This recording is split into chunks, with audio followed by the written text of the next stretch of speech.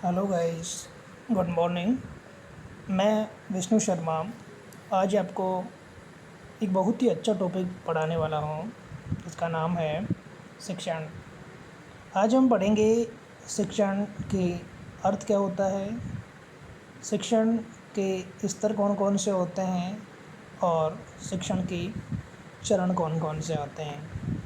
तो देखिए, सबसे पहले हम बात करते हैं शिक्षण की। शिक्षण किसे कहते हैं?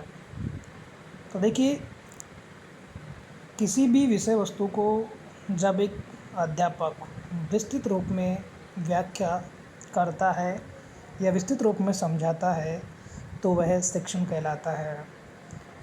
अब हम बात करते हैं शिक्षण अभिक्षमता की। तो शिक्षण अभिक्षमता का अर्थ होता है कि एक अध्यापक के द्वारा शिक्षण के सूत्रों यानी नियमों, शिक्षण की रणनीति बनाना, विषय वस्तु पढ़ाने का उसका तरीका और अध्यापक के द्वारा बच्चों का ध्यान रखना, इन सब में एक टीचर कितना सक्षम है, यही उस शिक्षक की शिक्षण अभिक्षमता कहलाती है। अब हम बात करते हैं शिक्षण के स्तर यानी लेवल ऑफ टीचिंग। देखिए, शिक्षण 3 स्तर का होता है। पहला होता है स्मृति स्तर, मेमोरी लेवल।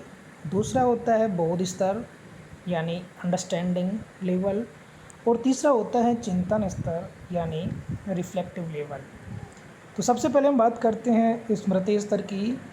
तो देखिए, स्मृति स्तर यानी मेमोरी लेवल, जब एक शिक्षक किसी विषय वस्तु को पढ़ाता है और छात्र उस विषय वस्तु को ग्रहण कर लेता है, अर्थात उसको आत्मसात कर लेता है और बाद में वह उस पढ़ाई हुई विषय वस्तु को पुनः याद करता है या पुनः स्मरण करता है, तो वह स्मृति स्तर कहलाता है। स्मृति शिक्षण के अंदर संकेत अधिगम और श्रृंखला अधिगम यानी सिंगल लर्निंग और चाइल्ड लर्निंग, इन दोनों का विशेष महत्व होता है। अब हम अगले स्तर की बात करते हैं जो है बोध स्तर। बोध स्तर जिसे अंडरस्टैंडिंग लेवल कहते हैं, यानी एक शिक्षक जब किसी विषय वस्तु को प्रस्तुत करता है और छात्र उस विषय वस्तु को सीख लेता है, समझ लेता है और सीख करके उसके प्रति सूझ उत्पन्न कर लेता है, तो ऐसे स्तर को हम बोध स्तर कहते हैं। यानी वह शिक्षण का अगला लेवल अंडरस्टैंडिंग लेवल कहलाता है।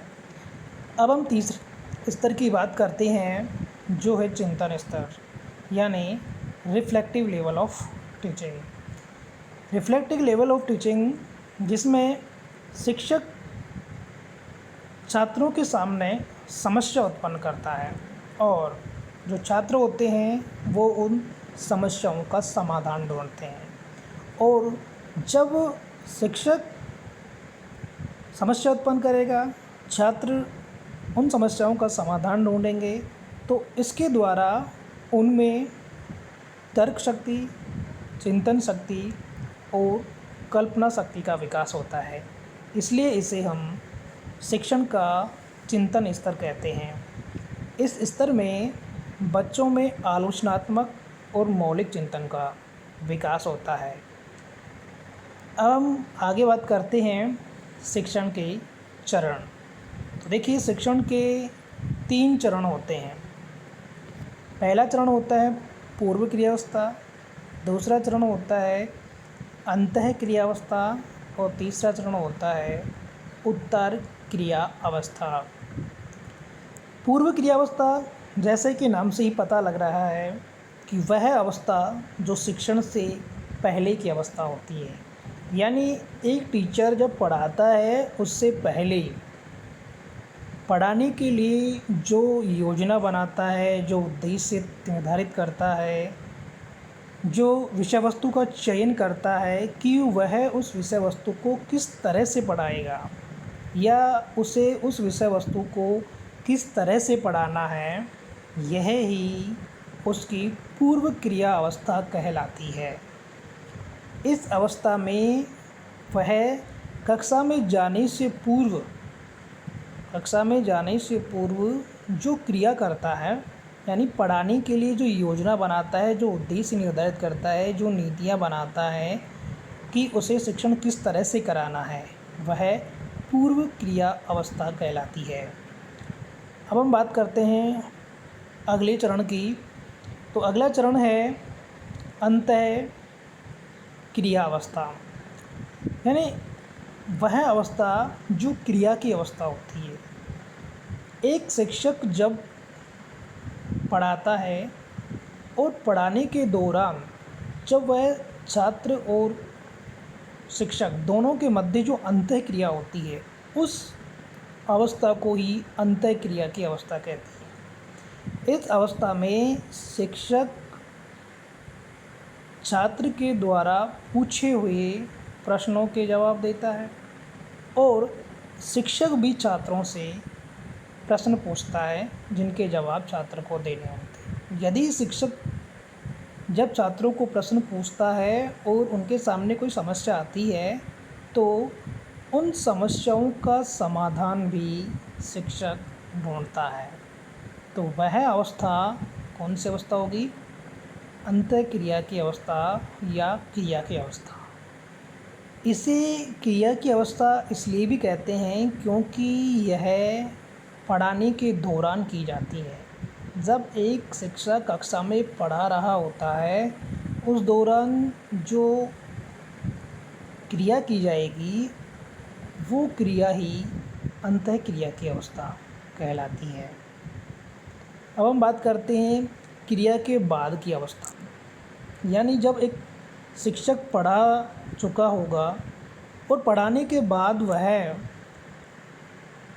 उस पढ़ाई हुई विषय वस्तु का क्या करेगा? मूल्यांकन करेगा। यानी मूल्यांकन के माध्यम से एक शिक्षक ये पता लगाता है कि उसके छात्रों ने उस विषय वस्तु को कितना आत्मसात किया, कितना ग्रहण किया, कितना सीख चुके हैं। तो इसका पता हमें मूल्यांकन के माध्यम से ही लग सकता है। इसलिए जो अंतिम अवस्था होती है शिक्षण की, वह होती है उत्तर क्रिया की अवस्था। इसके अंदर एक शिक्षक मूल्यांकन के द्वारा कार्य के उद्देश्यों को जो निर्धारित किए गए थे उनको कितना प्राप्त कर चुके हैं छात्र, या फिर उनके सामने कौन सी समस्या आ रही है जिनका समाधान शिक्षक बाद में कर सकता है।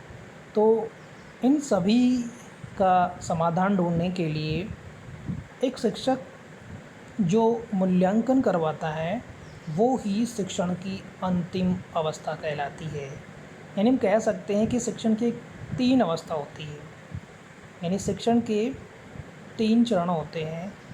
सबसे पहला पूर्व क्रिया अवस्था, दूसरी अंतः क्रिया अवस्था और तीसरी होती है उत्तर क्रिया की अवस्था। तो इस तरह से आज हमने पढ़ा शिक्षण का क्या अर्थ होता है, शिक्षण के कितने स्तर होते हैं और शिक्षण के कितने चरण होते हैं। तो आज के लिए इतना ही। Thank you. हम फिर कल मिलते हैं और कल हम एक नए टॉपिक की बात करेंगे जो होगा शिक्षण के उपागम। Thank you.